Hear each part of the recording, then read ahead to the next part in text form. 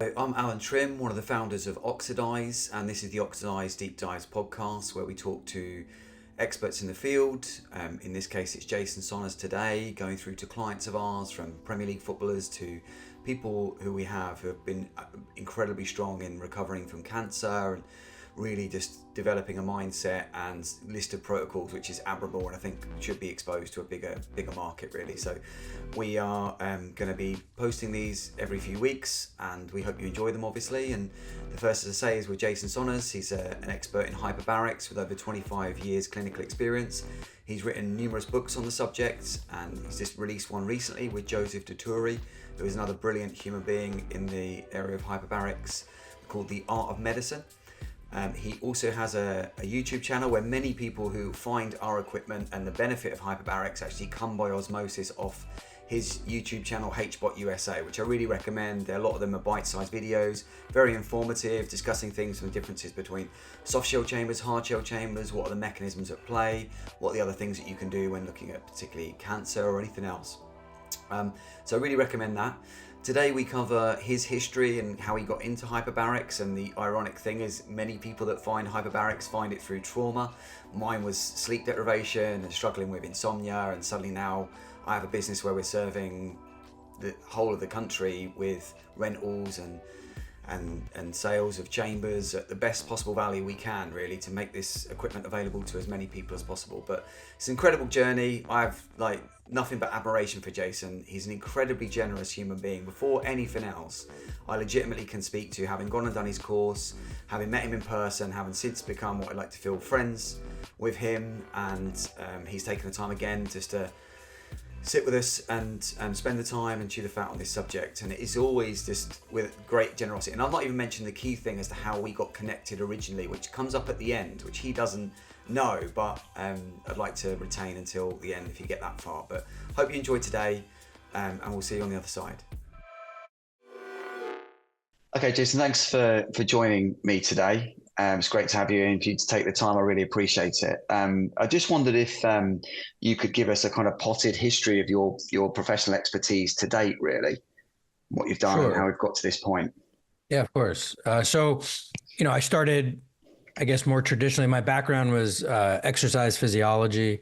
And then, from there, wasn't really sure what to do with that, quite honestly. And ultimately, I had hurt myself in an old car accident. And in searching for, different ways to try to help, I found a chiropractor, and that was life-changing for me. And literally in that moment was when I decided to transition, from exercise science or exercise physiology into chiropractic. And so went to chiropractic school, learned that chiropractic was a lot more than just, neck pain and back pain. And quite honestly, although we did a lot of that, my specialty in there was more nutrition based. And so I got into nutrition, and then, blood testing and stool testing. And, that kind of really worked me from, I guess, standard chiropractic into, chiropractic plus, a lot of different functional medicine type modalities. Somewhere early into my chiropractic career, I was actually doing some work on my house. I was putting a new roof on my house. My wife and I were buying a house. We were going to just sort of renovate it and sell it. And so I was putting a new roof on. It was December in New Jersey, so it was pretty cold. And I was going up and down a ladder, with squares of shingles. And I threw a square of shingles on the roof and herniated a disc in my lower back, and, lightning, nerve pain down my right leg. I was able to get, luckily I was able to get down off the roof safely. My wife, who's also a chiropractor, she was treating me at the time. And the back pain component got better, I'd say, really rather quickly, just a couple of weeks. But I had nerve issues, so I was left with a right-sided drop foot. And as a chiropractor, I mean, we took care of people like this all the time. And the standard treatments that we would do between, the chiropractic care, my exercise physiology background, all the nutrition work that I was doing. I mean, I was doing literally everything that I can think of to alleviate that nerve issue. Fast forward about 18 months from there, I still had that drop foot. It just was unchanged completely. And I found myself at a chiropractic convention, just an annual, show where we, get continuing ed credits and learn what's going on in the field. They had a huge vendor hall, and inside that vendor hall, there were, these chambers. I had no idea what they were.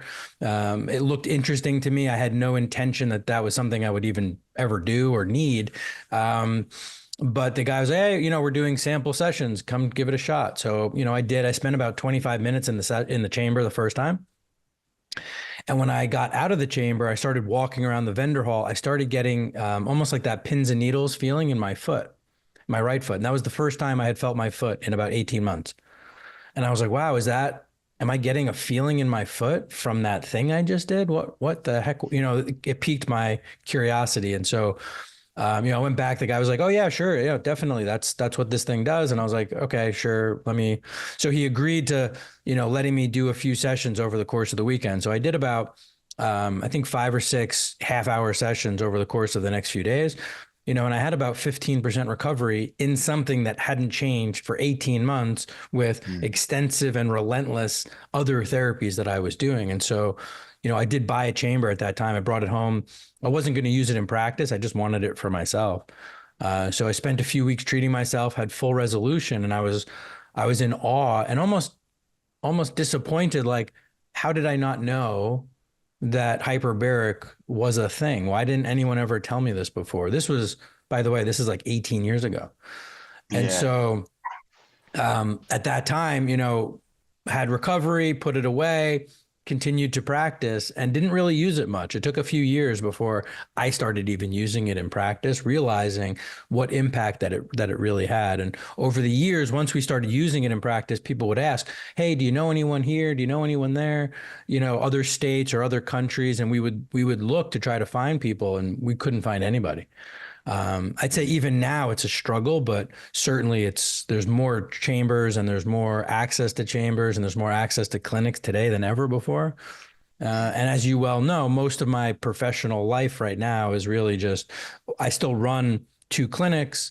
I still treat some patients virtually, but most of my time is spent writing, researching, teaching, and, consulting with businesses, trying to get this type of therapy, way more into the, current paradigm on healthcare. So that's the short story of how we got here. Yeah, sadly, it's been pain induced, but I think that's how most people find HBOT in the end, isn't it? It's some form of trauma, physical or otherwise, that gets into that headspace. But you do an amazing job of being a spokesperson in this space, because even clients that come to us have often seen your videos first. So that kind of portal to this technology is very much being opened up by you, which is great. I wondered if we could sort of get into the kind of science at the cellular level of what's happening. What is hyperbarics and what's kind of happening at a cellular level? Sure. So quite simply, I would say this, even for you and I right now, there's a pressure of our atmosphere. So, we live on planet Earth, we have an atmosphere, that atmosphere has a pressure, and it's the pressure of that atmosphere that's allowing you and I, or anyone listening to this, absorb oxygen from the air that we're breathing. And so the pressure of our atmosphere is what creates what we call a driving force. And that driving force is what allows, oxygen in the air to be brought into our lungs, oxygen in our lungs to be brought into our circulation. It's the same pressure that allows the oxygen we bring into circulation to be held onto the red blood cells that carry oxygen throughout our body. And then there's pressure that allows it to go from the red blood cells into the cells in our body, where we're literally using that oxygen to produce cellular energy. Most of us have some type of experience where we've gone to elevation, right? So we've gone up in elevation, whether, going to a town or a city that just is at a higher elevation, or, going hiking in a mountain. And it becomes harder and harder to breathe the higher we go. And people say things like, well, there's less oxygen at elevation, which is partially true, but not on a percentage basis. So the air I'm breathing in Miami, the air you're breathing in the UK is 21% oxygen. So air everywhere on planet Earth is 21% oxygen. The air on the top of Mount Everest is 21% oxygen. So from a percentage basis, oxygen is the same everywhere on planet Earth. The biggest difference between let's say sea level or, the top of Mount Everest is pressure. As you leave the Earth's surface and go up in elevation, there's less pressure and therefore there's less driving force, leading to less oxygen getting into our body. When we go into a chamber, it's the exact opposite situation. When we go into a chamber, what we're doing is we're going below sea level now. And as we go below sea level in terms of pressure, we're massively increasing the amount of pressure necessary for that driving force. And so as an example, if I'm at sea level right now, if I wanted to cut my pressure in half, I would have to go 18,000 feet above sea level to find half of an atmosphere. If I go back to sea level right now, and now instead of cutting it in half, I wanted to double it, I only have to go 33 feet below sea level to double it. And so I'm saying that just to explain that we feel and notice differences even in, a few hundred feet of hiking, let alone thousands of feet in hiking, right? Mm. When we go below sea level, like when you and I go into a chamber, we can go 10 feet, 15 feet, 20 feet. You don't have to go very deep to get massive increases in how much pressure we're being exposed to, and therefore massive increases in terms of how much oxygen we could actually drive into the system. Mm. That's sort of the overview. Mm. And from your clinical experience, what are some of the most significant outcomes you've seen with hyperbaric therapy? So, I think there's way more than two categories, but I'll break it into two categories for now. I'll say people who have health issues that they're trying to have a resolution for, and people that are relatively asymptomatic. I don't know if they're healthy, but they think they are, and they're looking to optimize their health or optimize their biology as much as they can, right? What I would say is in either case, it really doesn't matter. But and I don't actually think it's an age thing, but I'll say it right now as if it were. As we age, we become more at risk for chronic illness. Now, I don't think it's not just the time we spend on the planet. It's the time we spend on the planet multiplied by all the decisions that we make as far as, let's say lifestyle choices and other experiences in our life. And then as we become more and more at risk of chronic illness, if we looked at the major chronic illnesses that most people are either experiencing or their loved ones are experiencing, or the ones that they're afraid of, we're talking things like, let's say, heart disease, cancer, diabetes, different cardiovascular, like stroke or, heart attack, things like this, right? Well, if you look, or even like autoimmune diseases and neurodegenerative diseases like, rheumatoid arthritis or lupus or MS, ALS, that kind of stuff, or even Parkinson's, dementia. If you took all of these different conditions, which are obviously very, very different in terms of how they express themselves in a person's body, and even the same disease might be different in how it expresses itself in two different people, right? And so there's a lot of variation. And as we look at all the variation, we could make two decisions. We could either say, well, here's 10 different symptoms. Let's try to come up with a remedy for each symptom. Or we can say, what do all of these have in common? Because if we looked at what they all have in common and then we started to just implement strategies there, we might find that one therapy can have 3 or 5 or 10 different responses inside that person. And that's what I've always done as a practitioner. I've always looked for these common denominators because I'm trying to get to the root cause of the issue. It's not that I just want someone to be more comfortable as they decline in their health. I actually want somebody to improve their health 3 years, 5 years, 10 years from now. So if we took all those chronic illnesses and we looked at some common denominators, I'd say there's 3 that really are the most meaningful in terms of the issues that they cause, but also where we have the ability to intervene. So those 3 would be chronic stress, elevated levels of stress higher than what we were designed, in my opinion, to tolerate, or for longer periods of time, chronic inflammation, and mitochondrial dysfunction. The mitochondria is the part of the cell, that makes ATP or cellular energy. So we get lower levels of cellular energy, we get increased levels of inflammation, and then our bodies are exposed to these stressors that we have difficulty managing over a long period of time. Mm. That's on the chronic illness side. On the optimization side, I would say similarly, if you could reduce inflammation, everybody would feel better. And if you could produce more cellular energy, everybody would perform better from an optimization or a performance standpoint. And if we had a better strategy for managing stress, we can recover, heal, and then regenerate, and therefore, again, perform better and longer in whatever activity, or whether that's at work, and it's more of like a cognitive performance, or it's, an athletic performance. It doesn't really matter. When we're optimizing biology, the tools we would use, in my opinion, would be very similar. And so I say all of that to give a broad understanding of where does hyperbaric fit in that model. Mm-hmm. And quite honestly, number one, hyperbaric absolutely increases cellular energy. That's not controversial in any way to say. We know it. The research has shown it for decades that hyperbaric oxygen, or just delivering this higher level of oxygen into the body, has a way of increasing mitochondrial function, increasing mitochondrial efficiency, even increasing the number of mitochondria that we have. In other words, 3 different ways that it actually increases cellular energy production massively. So we can take care of that one. We know that hyperbaric reduces inflammation. Again, that's something that's been tested and studied over and over again. Even the study that I did, rather recently, looked at different pressures and which inflammatory markers are affected. And we know without a shadow of a doubt that hyperbaric reduces inflammation.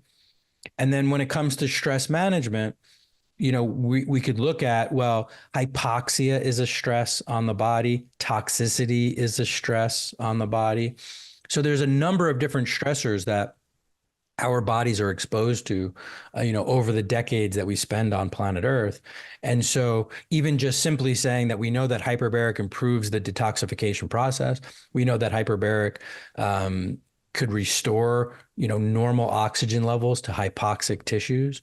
And it just helps to alleviate some of, not all of, to deal with stress management on a global concept, individually, it's got to be a multi-therapeutic effect. So hyperbaric, not the only answer to stress management, but it certainly does play a role there. And so here's one tool that can affect all 3 of the common denominators that affect, literally everyone with chronic illness or anyone looking to optimize. So to me, it's one of these, foundational therapies that if you can add one tool that's going to have massive effects, there are others as well, but hyperbaric is very, very high, if not maybe the highest on the list for me. And kind of in the category of those treating disease, what are kind of some kind of almost, I know you've treated now in your centers of thousands of people we're moving into, but what are kind of some anecdotal cases that come to mind of significant improvement that you've seen? Yeah, I mean, we started out primarily as like a musculoskeletal type of clinic. It was, the clinic was initiated as a chiropractic office, and we had at that time maybe 4 chiropractors all doing different versions of very standard musculoskeletal related treatments. And that's not a standard use for hyperbaric, but we were working on at that time, back issues, neck issues, overuse like tennis elbow, golfer's elbow, Achilles tendonitis, all these different, standard sort of strain, sprains, and overuse type injuries. And we would still do our other treatments, but we would start adding oxygen to that. And very consistently, we had incredible results in terms of the speed that somebody would recover, even from something like that. These days, the hyperbaric center is like a whole separate sort of, offering inside of our office. And we have another center in Pennsylvania, and we really don't specialize in anything. We specialize in hyperbarics, but not from a condition standpoint. So in my mind, as long as, number one, it's safe for this person to do the therapy, and the results of this therapy in my mind are going to match whatever the goals are of the person using it. We would typically apply that therapy for, to see what kind of results we get. In terms of responses, they're varied, but I would say, you know, as a category, I mean, autoimmune conditions respond unbelievably well from a reduction of inflammation standpoint. Any neurodegenerative, whether it's autoimmune or not, but any neurodegenerative condition also consistently responds very, very favorably. Um, we also do other neurologic that aren't necessarily neurodegenerative, like children with CP or children with autism. Again, or even TBI and concussion, traumatic brain injury or concussions. The neurological system is interesting. Number one, it requires the highest amount of oxygen for each cell relative to the rest of the body. In other words, like our brain makes up about 2% of our body mass, and it uses between 20 and 25% of all the oxygen that we breathe. And so this small amount of space is very metabolically active. And so it's one of the tissues that responds most favorably to hyperbaric. And at the same time, it's one of the tissues that are the most fragile. So you can't do too much too fast. So there's a very delicate blend for neurological conditions to get exposed to hyperbaric, but in a slower, more mild type of way for most people to respond favorably. But, brain and neurological conditions are some of the things that respond almost the fastest and most effectively. It's funny as well, before you mentioned the kind of trifecta with mitochondrial health and stress response and people managing stress. And I don't even realize with what I do on a sort of day-to-day basis, how much stress I actually do live with until I have these periods of abstinence from it that are forced, like Christmas. In what I do, I have like a couple of weeks, there's no emails, there's no incoming, I'm not managing anything, things shut down. And then after 2-3 days, I realize my nervous system comes right down. So I think even in what you feel like is a normal, I identify that as being my normal, even though I'm actually stressed, but I don't even notice that I'm actually stressed. That's how almost pernicious the effect of it kind of is. And I don't know other people's experience, but I certainly know that's my own. I mean, with Oxidize, one thing that's been quite surprising since we started the company and we started to grow and have our chambers around the country now is the number of percentage of our clients that suffer from cancer. I just wonder, with that seemingly on the rise, what are kind of some of the outcomes you've experienced specifically with cancer, and maybe even protocols you would put people on? I know it's a broad spectrum condition; it includes a lot of things, but I don't know if you had any comments on that. Yeah, I mean, first I'm gonna comment on that stress comment, which I hear that all the time. Well, I'm not really stressed, like it's the normal stress. And I think it's really important for people to discern the difference between what's common, common being like what's normal. I see this in myself or the people around me. We're all very busy, so what's normal or what's common versus like what actually is healthy, right? And learning how, quite honestly, like to your point, for me, even like a holiday like Christmas or something, like I'm not shutting down. I usually have to work through those things and between emails or calls or writing or whatever. So, and I'm not saying that that's a good thing by any stretch, by the way. I think that the downtime is critical, but sometimes I have to force different types of downtime, or in a lot of ways, I look at it two ways. One thing is trying to break us down, right? Stress is trying to break us down. And then strategies, whether it's diet, supplements, hyperbaric, PEMF, red light, methylene blue, like, so many different things we could be playing with as far as like recovery and regeneration. So, I try to, in my own life, find a balance where if I'm getting broken down too much, can I look for these opportunities to heal and recover? That's number one. Or if I'm really getting, I'm in a bind, before we started this podcast, I was saying, I knew these next few months, like over the end of the summer into early fall, were going to be very, very challenging for me. And so one, I looked for an opportunity before that big challenge to spend some recovery time. So knowing that that was going to happen, I looked for a recovery before I went into it. And now that I'm literally in the middle of it right now, as opposed to looking for times to just, shut it down. What I'm really doing is I'm just upregulating the things I do from a healing and recovery standpoint. So I'm doing more red light. I'm doing more hyperbaric. I'm way more strict on my diet. I'm way more strict with my supplements. I'm literally, I'm on day 5 of a 5-day fast right now, as you and I are talking. Like, I pick these moments to create different types of challenges, but healthy challenges that I know help me get through those tougher times. And so I think we have to view it through both of those angles.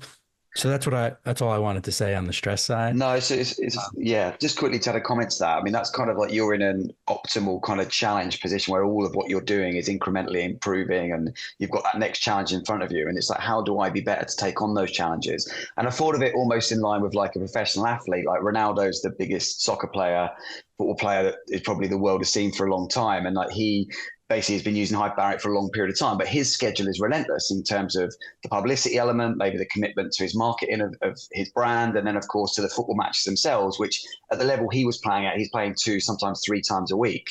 But of course, in between, even at Christmas, you don't really get that rest. So he's got to be also picking his opportunities to recover. So it's a bit like that. When you're at the high end or elite level of anything you do, you probably won't have some long period of convalescence or whatever from whatever, or recovery. You've got to find the recovery in the small, or well, the windows that you get, and sort of get a sort of better schedule like that, I suppose. Right. I think that's right. And I think if you're at least aware enough to assess your life from that 30,000 foot view, then you can start to see, ooh, this is an opportunity for me to actually not look for trouble and look for recovery, right? Or, ooh, I see this moment coming up in my life where I need to be prepared for that in a different way. Because stress, if you live on planet Earth, your stress levels are going to be higher than, in my opinion, what we were originally designed for. I haven't figured out a way to avoid that. But what I could say is, even though that I believe that that's true, I also don't believe that we're just subjected to that level of stress, which causes this inevitable decline in health over time with nothing we can do about it. So if we recognize the fact that we live in that world and we're proactive in our approach to managing it, and,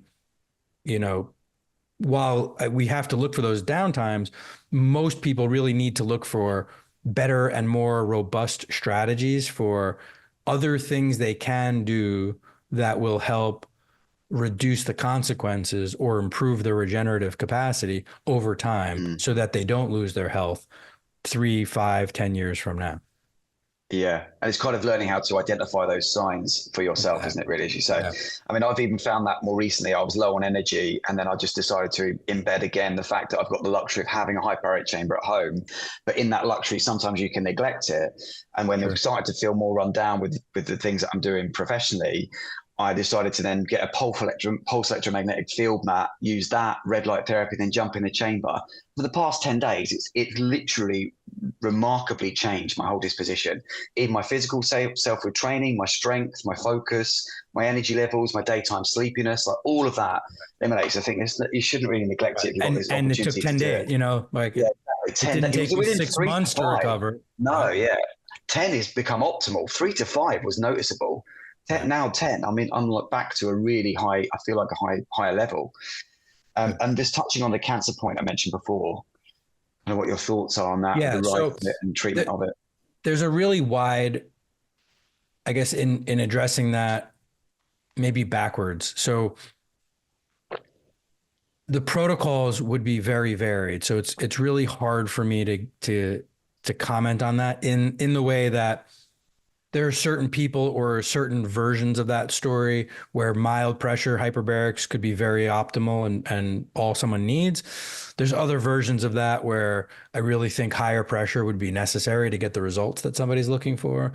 I also would say that depending on where somebody is in that journey, from a early stage to a late stage, whether they were choosing hyperbarics or alternative therapies as their main treatment versus they're already going through traditional treatments of radiation or chemo and wanting to combine this with that, versus someone who's already been through chemo and radiation and now they're looking to improve their recovery from those treatments. Like literally between every type of cancer, every person with that type of cancer, and then every version of late, middle, or early stage, and if they're combining it with or without traditional, I mean, literally all of those would be vastly different protocols. So that's, from that standpoint, I think the protocol conversations is super individualized. What I would say is that when I first got into hyperbarics 18 years ago, people used to think that cancer was a contraindication to hyperbaric. And what I would say that now, fast forward 18 years, in the last 3 to 5 years, not only is it not a contraindication, it went from, contraindication to, I don't know, maybe you could try it. I don't think it'll hurt you, to, wow, there's actually some great reason to consider it. And so, and there's a few versions of that. Even in the US, they're researching the use of hyperbaric either with chemo or with radiation or shortly after chemo and radiation to minimize the effect, or not the effectiveness of the treatment, but to minimize the side effects associated with those treatments. And pretty much all of the studies I've seen so far on that, all are very favorable. And we know that, even in the US, I'm not sure about the UK, but probably, like post-radiation necrosis is a standard on-label use for hyperbaric. So someone got radiation. As a result of that radiation, they now have, tissue damage and necrotic tissue specifically. Hyperbaric can help to either stop or even reverse some of that necrosis. So, people are saying, well, if we don't wait that long and we actually add hyperbaric earlier, could we actually avoid some of those really, devastating post-radiation consequences? And a lot of that research also looks favorable. So I would say standard research in the US is looking at it more from a, you have to do the traditional treatment, but maybe hyperbaric will help minimize some of those consequences, because we know chemo has a lot of consequences. We know radiation has a lot of consequences. So could hyperbaric help that? If you go outside the traditional research in the US to more non-traditional, either US research or even research being done outside the US, they're saying, well, there's actually some synergy between, let's say, hyperbaric and chemo. And so maybe if that's a synergy, if hyperbaric makes chemo more toxic and helps to prevent some of the consequences of chemo, is it possible that we could use hyperbaric and chemo together, but we need less chemo because there's a synergistic effect between the two. So we need less chemotherapy, and we could still get the same benefits in terms of the treatment with chemo and minimize the consequences simultaneously. That would be a big win. The early research that I've seen on that conversation all looks also very favorable. However, somebody would need an oncologist willing to have that conversation and to understand those implications. And then there's this entire other category inside of cancer treatment where, again, at least in the US, docs like Thomas Seyfried and Dominic D'Agostino and Angela Poff and Naisha Winters. I mean, these folks are really looking at what is called the metabolic side of cancer, right? So Thomas Seyfried wrote a book, Cancer as a Metabolic Disease, and they're not looking at the genetics of cancer or the immunological effect of cancer in a vacuum by itself. They're looking at really what's the metabolism of a cancer cell, and could metabolic therapies actually influence this? And in that work, they're looking at, bringing sugar, exceptionally low. In fact, bringing all carbohydrate intake so low that cells can't run on glucose anymore. That's a main source of fuel for most humans on planet Earth right now.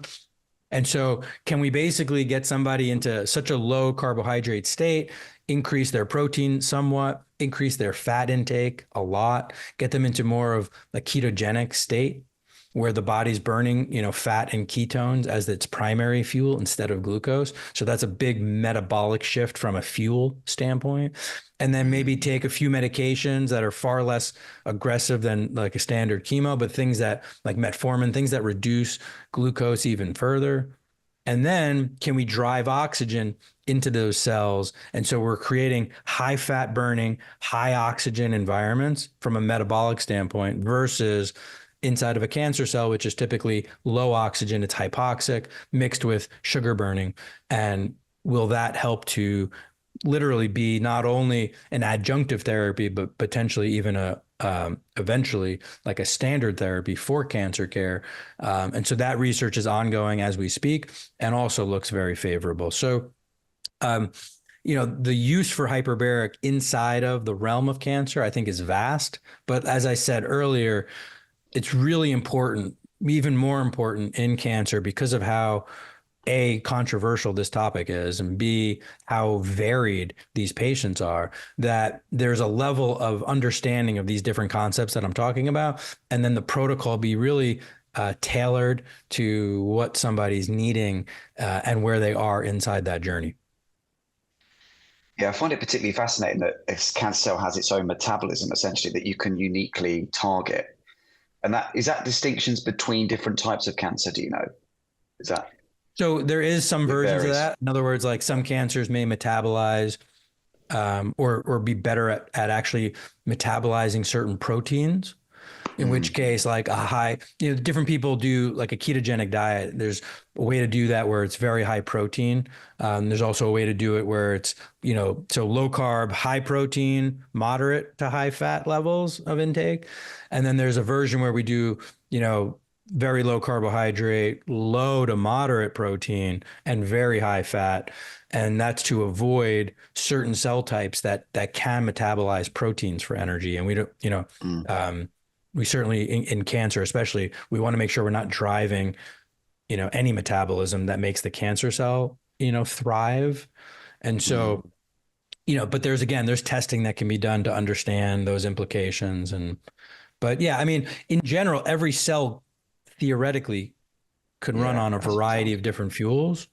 We're just trying to push it into like, I think the one thing I would say is, because we were talking about stress, healthy cells have a capacity to adapt to different stressors. And not only can they adapt to stress, if you do it strategically, you can actually create a healthier cell. I mean, literally, whenever we're growing or repairing, when you were talking about athletics earlier, all of that's about strategically causing damage and then recovering and repairing so that the next time we do it, we're a little bit stronger the next time. It's under the umbrella of, what we talk about hormesis, if you remember from class, right? So this hormetic curve. And so if we viewed our health through that hormetic curve and we understood that not only can healthy cells handle stress, but they actually prefer it. And if you do it strategically and purposefully in a range of what it's capable of handling, over time, you'll see that human, because the cells are getting healthier, the human will get healthier. Contrast that to cancer cells. Cancer cells don't adapt very well. They have a very specific environment that they really are trying to create, because that is the environment that allows that cancer cell to thrive. And so as we challenge the body in different ways from a metabolic standpoint, we're putting pressure on those cells in a way to make it, hey, healthy cells love this challenge and actually appreciate it. And cancer cells are like, I can't handle this, and it starts to stimulate, apoptosis or cellular death inside of those cancer cells. I do find that idea of hormesis fascinating, because whether it's sauna, cold plunge, exercise, I mean, even if you're observing someone at a cellular level while they're doing exercise, they probably look like they're dying, but there's a certain amount of, as you say, necessary stress to obviously improving and getting that hormetic effect. Right. You touched on briefly the kind of difference in distinction in how you would treat someone with cancer, whether it be hard shell or soft shell. But just in general terms, could you sort of speak to some of the differences between a hard shell and soft shell system? I mean, just as far as the systems go, I mean, it's sort of in line with the words we use to describe them to somewhat. So, you know, a soft chamber or a mild system is going to still drive increased levels of oxygen. A hard chamber at higher pressures is going to drive increased levels of oxygen. But the amount of pressure that they're capable of is what the main difference is. And so a soft shell chamber, depending on where you live, is typically in a range of somewhere between, 30 to 50% more pressure than what you and I are getting right now. So a 1.3 chamber to a 1.5 chamber, somewhere in there. Hard chambers are typically start at that 1.5. They can go below that, but they usually start around that 1.5, but can go up to 2 atmospheres, 3 atmospheres. Diving chambers go to 6 atmospheres. So this is an exponential increase in pressure. And then within those systems, you could either be breathing air like you and I are just breathing right now, 21% oxygen, or you can enrich the oxygen and you can get 50 or 80 or 90 or 100% oxygen while being exposed to that pressure. And so the whole thing about driving oxygen into the body, it only works if we increase pressure. Once we increase pressure, the percentage of oxygen that we're breathing becomes like a multiplying factor. Now, I believe that we're going to find in the research soon, there's an effect of pressure alone, separate from the effect of driving oxygen. I also think that we're going to find that, and we already are finding this now, that more isn't better. So just because you can get more doesn't mean you should get more. In most cases, there's probably a pressure of oxygen that's suited for different conditions or different people within certain conditions. And then there's other molecules that are factor here, like argon. We could use argon under pressure, and that may have some at low levels, but higher than what you and I are getting right now. But argon may have an incredible neuroprotective component to, helping to insulate our central nervous system from oxidative stress or other damage to those cells. We could talk about nitrogen, which is primarily the gas in the air you and I are breathing right now. So air is roughly 21% oxygen, 79% nitrogen. When we get nitrogen under pressure, we may also be getting some reactive nitrogen species, which is almost a free radical, but could have some other benefits to it. So there's, again, if we looked at hyperbaric through the hormetic curve, it's not all rainbows and roses. We're challenging the system. We're challenging the system with increased levels of oxygen. We're challenging the system with increased pressure. We're challenging the system with different gases or higher levels of nitrogen. And all of these push the body into a state of adaptation. And a healthy body at the right pressures with the right recovery intervals in between sessions will take that oxygen and all those other gases, and it'll adapt and it'll heal and it'll recover. A very fragile system getting too much oxygen or too much reactive nitrogen species, that fragile system could be over-oxidized very quickly or, pushed into a further health issue because they're not tolerating the treatment. So again, understanding that this is a powerful tool. It's incredibly safe.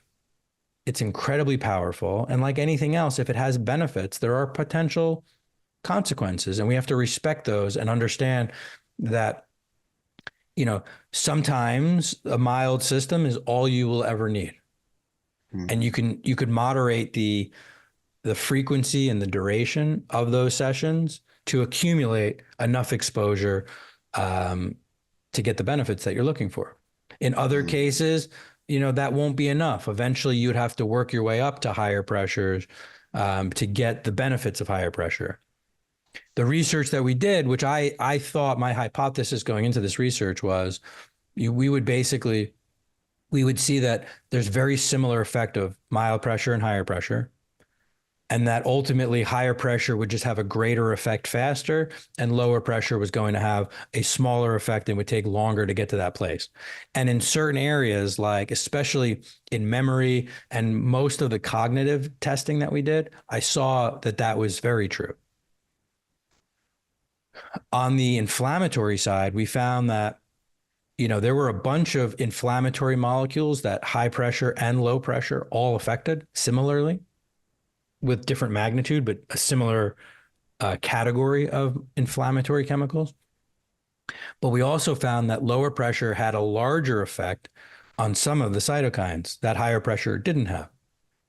We also found that higher pressure had an effect on some of those chemicals that lower pressure didn't have. And I think that's going to open up a door to understanding, like, again, someone could be exposed to all of them and could be beneficial. And on some level, most people probably have to cycle through, maybe some different pressures over different times.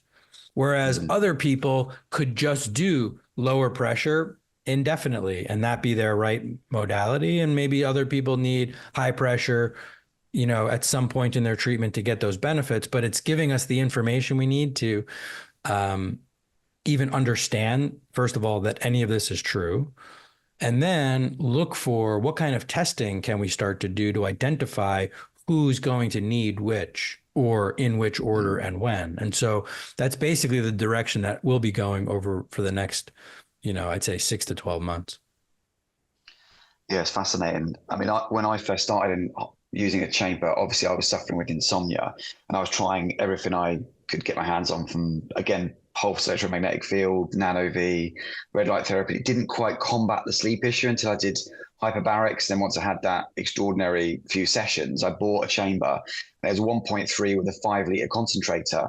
And it changed my life. That system literally changed my life. I was going 5-6 nights at a time without any sleep. And then with this system, within 30 days, I felt like a human being again.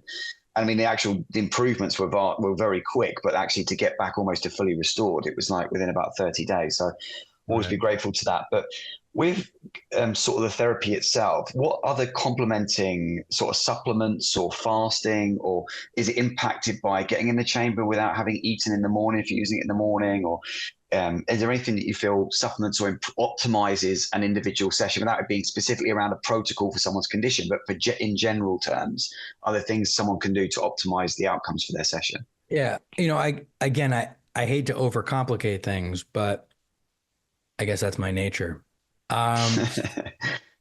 It really just depends on what the result you're looking to get.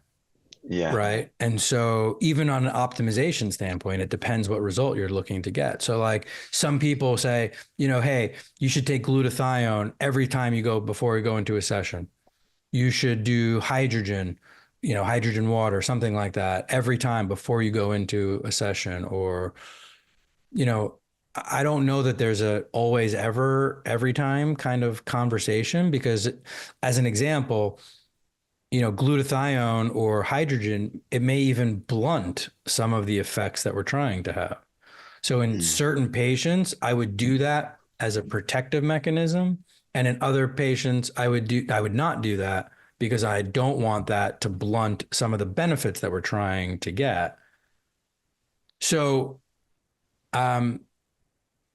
we could take it in categories. And I think I may not have put them out yet, but I know I recorded a bunch of them. But I did actually end up making a few videos on YouTube on like, if you're trying to do this, here's what that should look like. And if you're trying to do this, here's what that would look like. And if you're trying, so I tried to break this down because I get this question so often.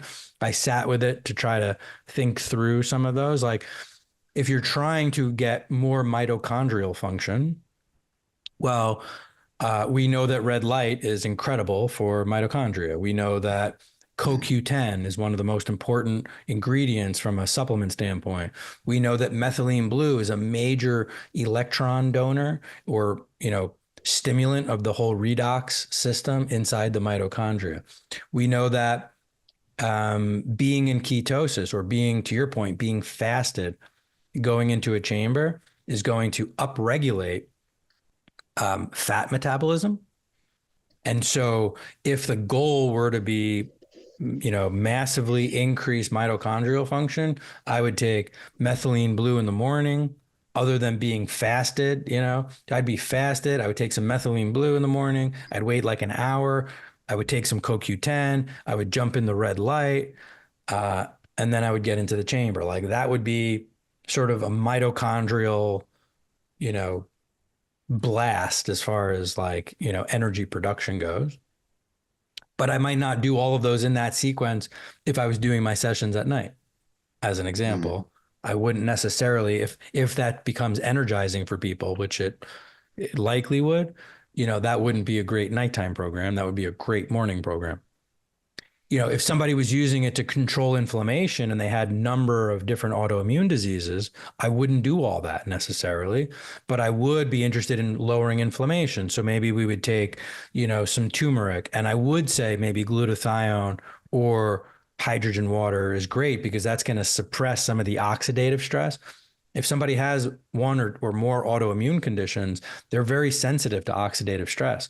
And so that might be someone I want to blunt the oxidative stress for a little while until their body gets a little bit more acclimated and adapted that it can handle that type of stress, better. Someone who's, neurologic degeneration or TBI, like brain injury. Well, now we're looking back at like methylene blues got that great, mitochondrial stimulation, but people feel that cognitively very well. Mm. Whether they were in ketosis or not, we might add ketones as a supplement because we know that neurons run on ketones more effectively than they can run on glucose. And so we could take some ketones, we could take some methylene blue. We might even do some NAD or like NAD precursors to really stimulate, cognitive function. Sometimes with or without a little caffeine. Some people use, different versions of nicotine as a stimulant. I don't really love that, but I know people are using it pretty effectively. So, again, there's a lot of versions of that. But to me, if you could see what I'm doing is I'm saying, well, what outcome are we trying to create? Does hyperbaric affect that outcome? And what are some of the other strategies we use that affect that outcome versus, you know, like on the YouTube channel, probably every week I get 10 questions that just are that. I'm about to start hyperbaric. I know nothing about them. I don't know why they're using it. I don't know what their goals are. I don't know what their challenge, right? I'm about to use hyperbaric. What other supplements should I take with it? Or what other therapy should I do with it? And I'm like, I would love to just answer that and be like, oh, Mm. you should do this. But Yeah. I just don't think it's that simple. I think if you really understood the physiology, you would say, what are you trying to accomplish? And based on that, let's create programs around that. Yeah, I think that's a good answer. Obviously, I mean, it's there's so much dark matter to this that we're still trying to unpack, aren't we? As well, like trying to sort of analyze and be able Right. to see what is the most effective. But I think, yeah, again, it comes back to, as you say, what you're actually treating. And one of the fascinating stories that you told when I was on your course in New Jersey was of a situation where originally, when you started up your practice, you had three doctors making referrals to you. I wondered if that triggers you, if you could explain tell that story a little Sure. bit. Yeah. Yeah. One of the things I spend the most amount of my time professionally right now is trying to increase access and awareness to hyperbaric. But I think a lot of that work is being done through dispelling a lot of the myths and misunderstandings about what hyperbaric either is or what hyperbaric is not. And so um, I believe that the reason that there's less access today overall, although it's growing, is because of these myths and misunderstandings. And so, this story that you're referring to was that, I had a few. So it was a neurologist, there was a stem cell doc, and a plastic surgeon. And all Sounds like three the in end of their a own. joke. What's that? Yeah, it sounds like the beginning. They all walk into a bar. Yeah. Uh, Yeah, it's just like, yeah, absolutely. so, so they were in their own ways, they understood that hyperbaric would be something that could help their patients heal from a variety of whatever those patients were experiencing. At the time, especially at that time, there was almost nobody in our area doing hyperbaric. So I'm not exactly sure how they found me. They probably just Googled our office the same way a lot of other people would. And they started, hey, you do hyperbaric, do you mind if we send some people? And so they did. And so this went on for almost a year where, a few patients every month were coming from one or combination of all three of those docs. And then at one point I felt like, I've never even met these guys. I would love to, invite them in. They probably don't know each other. I'm always looking for ways to collaborate because I'll never be all the answers to all the patients, and no one else will ever be that. And I think the more we have a collaborative effort on patient care, uh, only the patients benefit from that, and the outcomes can only be better as a result. And so I invited the three docs. I said, come in, let's all meet each other and let's talk about what each of us are doing separately. And maybe there's ways that we can work together differently than the way that we are. And when they came into the office, basically, we did a little tour. And when they saw my chair at the time, I had two soft chambers. And they were like, you're using a soft chamber. I said, oh yeah. And they're like, oh, we don't believe in that. We're going to stop referring people to you. And I was like, wait, what? I thought, weren't you happy with the results that we were getting? Oh yeah, we saw great results with the patients, but we don't think soft chambers work. So we're done with that. And I was like, first of all, unbelievably disappointed. And second of all, I was like, well, that was a backfire of an idea. And sure enough, they all did stop. And so, I was always confused by that. If you were happy with the results, why did you care what material my chamber was made out of? Like, it just never sat well with me. Fast forward probably about a year or so after that, I finally went and bought our first hard chamber. But I didn't do it because I wanted higher pressure. I only did it because I kept running into that conversation. People would be like, oh, is it a hard chamber or a soft chamber? Oh, soft chamber, forget it. Or, well, for what I need it for, I need a hard chamber. So, I'm not coming to you or whatever. And so finally I was like, you know what? I'll buy a hard chamber. Like literally that was the only reason I got one. And there were a couple things that happened from that. One was I didn't change my protocol. So I was using 1.3 in the soft chamber. And when I got the hard chamber, for the first 2 years I had the hard chamber, we never went above 1.3. So I didn't change my program. I didn't change my protocol. I just changed the material that my chamber was made out of. Okay. So let's just understand that. But as a result of that, a few things happened. Number one, I found that, patients started taking it more seriously, and patients who said, oh, I need a hard chamber came in, even though they were getting, nobody understood or even asked me, what pressure am I using? This is a long time ago, but there was no awareness of that. It was just like, oh, a hard chamber or a soft chamber. And so here they are getting 1.3 in a hard chamber, thinking that was the thing that they needed. And they were getting incredible results. And I'm like, well, I know that it's not the material because I was getting those same results with the soft chamber. Anyway, after we worked out some kinks in the office, I reached out to those docs. I said, just so you know, maybe you found someone else to send your people to, but I wanted you to know that we actually finally did get a hard chamber. And, if you want us to help you or help with your patients, we'd be happy to do so. And so slowly, but eventually they started sending some people. And after I had treated about 6 or 7 of each of their patients, I would reach out and I'd say, hey, we love the hard chamber. We're so happy with it, but I just wanted to reach out with you and find out, are you seeing the difference as well? And they were like, absolutely. The results you're getting now with the hard chamber are so much better than the results you were getting with the soft chamber, and in the end, the treatment was actually the same. And so I say that just to say that there's so much misunderstanding still in the industry. This conversation that I'm talking about was 16 or 17 years ago. And I still have that same conversation today. People still aren't fully understanding the realm of the details underneath it. Now, ever since then, because I could go higher, I did go higher in different cases. And now we do everything from 1.3 to 2.4. And there is absolutely a place to go higher in certain cases, and absolutely a case to not go higher, purposefully not go higher in certain cases. And again, a lot of what I'm trying to do right now is help other people discern the difference. When should you or shouldn't you?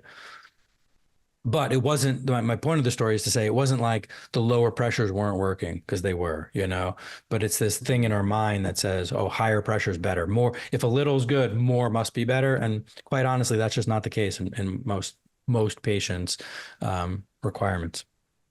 Yeah, I always found it really, really interesting. But I'd like really to thank you for your time today. I think you're a pleasure. sort of very thoughtful and learned and great ambassador for the space of hyperbarics in the industry. And I'm really grateful for what you do. I learned from you, and I've come out to obviously go and experience your course, which was really in depth and gave me a lot that's then obviously allowed us to do what we do in the UK that a little bit better, really. So I really thank you for that. And one thing I wanted to say, which up even when we met in person, is one of the things I'm grateful for very much of what you've done for me was 3 years ago, I, through your website, booked an appointment just to have a conversation with you as just a person suffering out there in the world. And you had that availability. And I think to this day, you still, I don't want to flood people with to you, but you still to this day, I think, do that. But you booked in this slot with me. And I remember I was in such a low place with my sleep at the time. I was desperate to know what I was doing was correct. Had I bought the right chamber in the 1.3? And you really went on to put my mind at ease and advise me as to what to do, things to look out for, and what I would likely experience. And that I'll never forget. And I was really grateful that you took the time with your expertise to still have that openness towards helping people, even on a one-to-one basis. I just thought that was really, really emblematic of who you are as a person, really. So I'm grateful. Just wanted to make that. Thank you. I appreciate that. And I'm glad, here we are now, all this time Exactly. later. Yeah. But that's, for you to just not take that step because you weren't sure what those answers were, and then not have taken, the step to get better, and then not have taken that step to be like, why doesn't everybody else know about this? And there should be a bit, right? Yeah. Like think of all the things that have now come because of that. You found it once, and then we had a conversation to make sure you felt good about it and had a plan. And now look at all the things you're doing for all the people you're having an impact on. So, that's how I view it. I view it as, we can't move this thing forward if we're not open to those conversations and we're not helping one another. I mean, this isn't my information. I didn't invent anything, I'm here to learn about it and share it and help you and help other people. That's really what this is all about to me. Yeah, you're really doing that. So thank you again. Yeah, of course. All right. Brilliant. Thanks for your time today, Jason. Yeah, of course. By the way, I forget, are you away when I'm in town?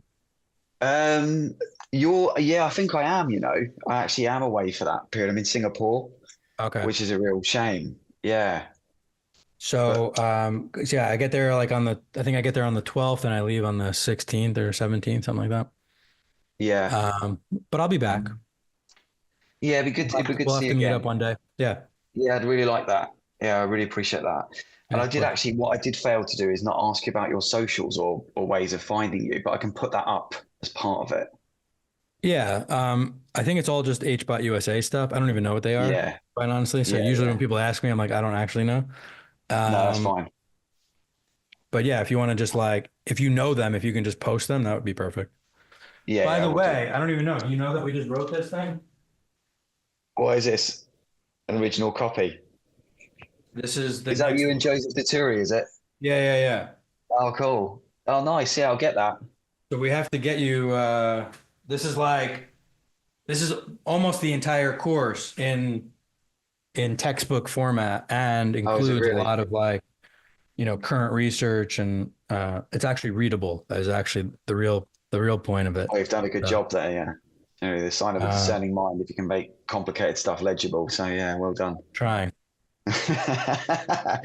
Yeah, brilliant. Thank you for All right. today. Well, listen, you Really have a great appreciate it. day, and just stay in touch.